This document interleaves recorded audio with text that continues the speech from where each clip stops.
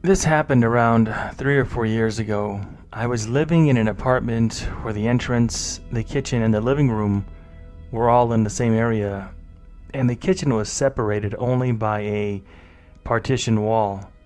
I had come downstairs after a shift at work late in the evening and was getting ready to go to bed.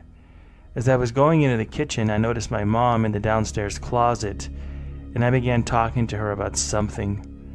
I remember clearly how she was wearing an oversized red shirt, which she was wearing as pajamas, and her hair was wet like she had just taken a shower and was dripping water all over her shirt, and believe it or not, she was soaking in her shirt.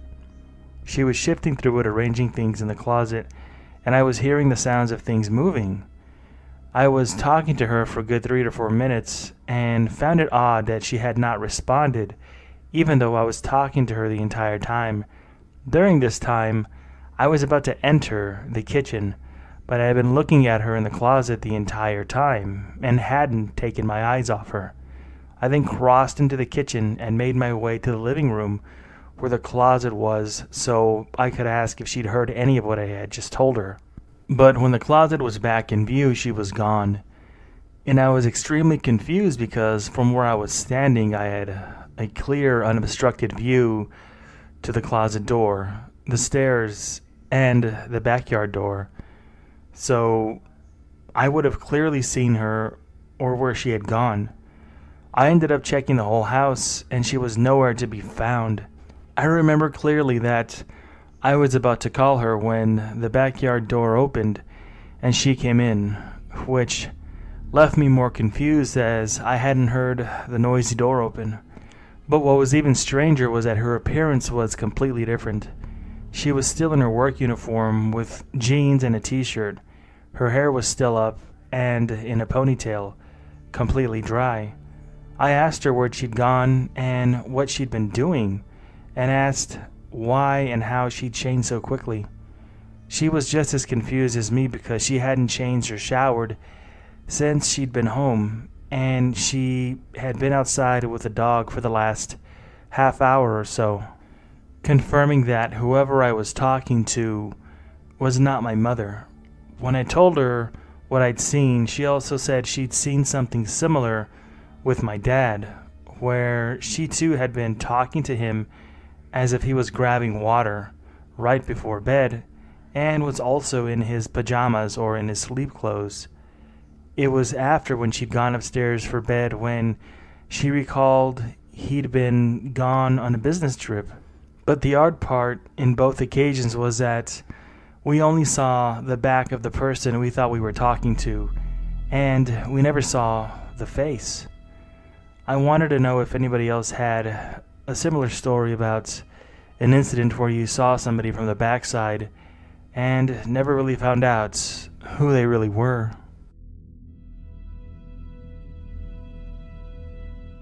The weirdest thing just happened, and I'm still shaking. I'm cooking breakfast for my family and I'm finishing my bagels. I bought cream cheese yesterday, a 2-pack of Philadelphia cream cheese because ours went bad recently. I opened up the package of cream cheese, just the top cardboard part, and I remember thinking, God, these never open right, because some of the cardboard gets stuck on the side sometimes.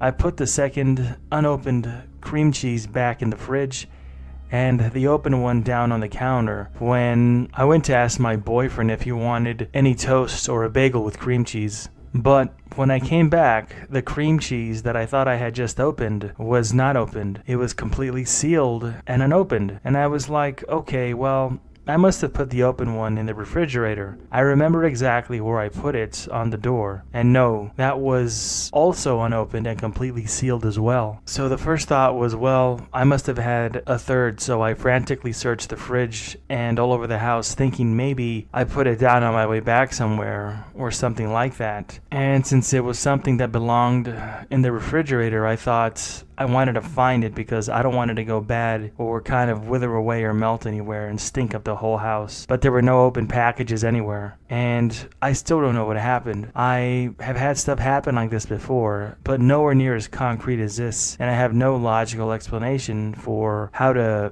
explain this away, and even though it sounds like something very minor, it's actually driving me nuts.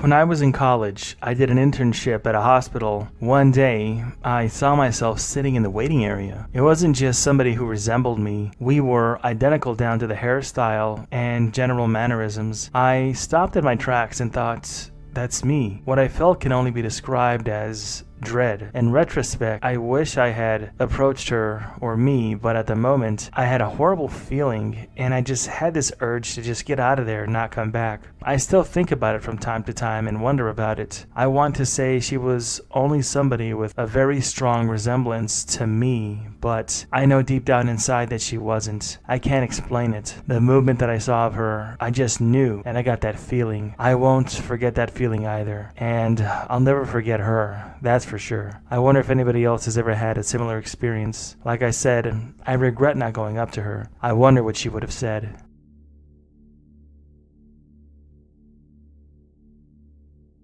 I was in the kitchen when I walked into the living room, and I saw my mom eating something out of a bowl. She looked surprised to see me. The thing was that my mom was at work. I didn't say a word, and then as soon as I got out of there, I ran to go call my mom, as I was sure she was at work. She didn't pick up the phone at work, and when I went back to the living room, she wasn't there anymore, or anywhere else in the house. I told her what happened later when she got home, and she was confused. She's a teacher, and there's no way that she could just get up and leave her class and come home and get something to eat. She has to stay there for her students, but she's dumbfounded, and she's never heard of anything like this ever happening, especially to somebody that she knows, and she doesn't remember anything at all. I'm thinking this is some kind of a hallucination, but I'm not sure. And as I mentioned, my mother being a teacher, she takes her work very, very seriously. So if that wasn't my mom that I saw in the kitchen, who was it?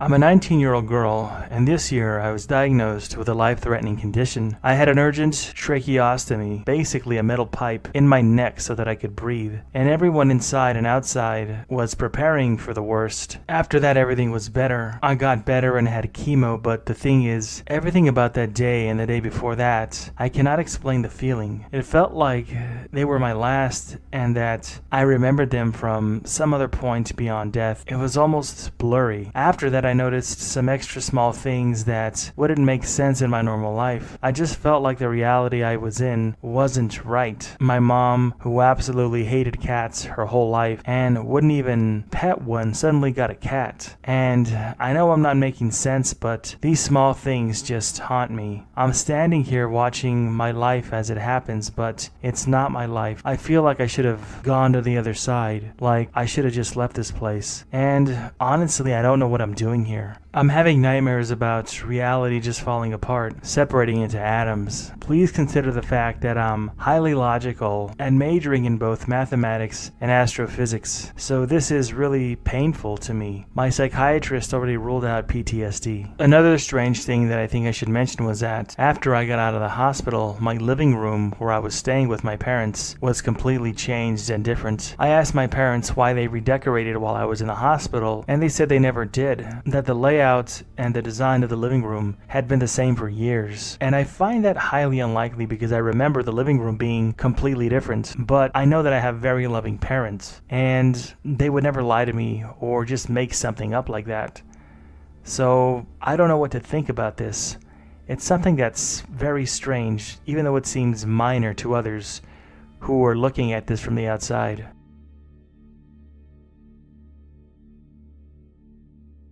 Hey guys, I work in a call center as a customer service representative. This happened 3 years ago, but it still baffles my mind. I got a call from a customer complaining about his bill, and he wanted to file a dispute. Usually, bill disputes may take a while to be investigated, 5 business days usually, so I advised the customer named Mr. Joe that I will call him back after 5 days and save his phone number for the scheduled follow-up. So I call him back with the same telephone number, and I spoke to a woman, and her name was Mary. I asked her if I can speak to Mr. Joe to give him the good news that his bill dispute had been resolved and he will be getting the right amount that he asked for credited back to his account. Miss Mary was shocked when I mentioned the name of Mr. Joe. She did confirm that Mr. Joe was her husband, but she was shocked as I was relaying the information because she said her husband, Mr. Joe, had been dead for more than 5 years. She admitted that she did have a bill dispute, but she never had time to call because of her busy schedule. She thanked me about resolving the bill dispute, even though I didn't talk to her, and she never called me.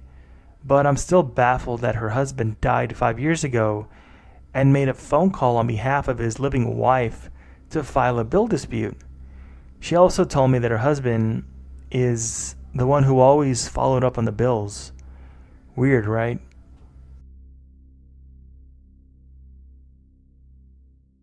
My significant other works in healthcare in our community. She visits clients in their homes to provide needed care, and a significant amount of her clientele is elderly, which is important for the story. She has a number of regular clients that she knows by name, and she knows where they live.